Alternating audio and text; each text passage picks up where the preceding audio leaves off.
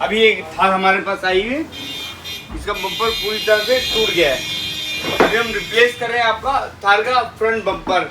ये देखिए proper install करेंगे, प्रॉपर लगा के भी आपको देंगे। ये देखिए, और साथ ही साथ इसके अक्सर फोग लाइट फिटिंग भी टूट जाती है, इसको भी हम रिप्लेस कर रहे हैं।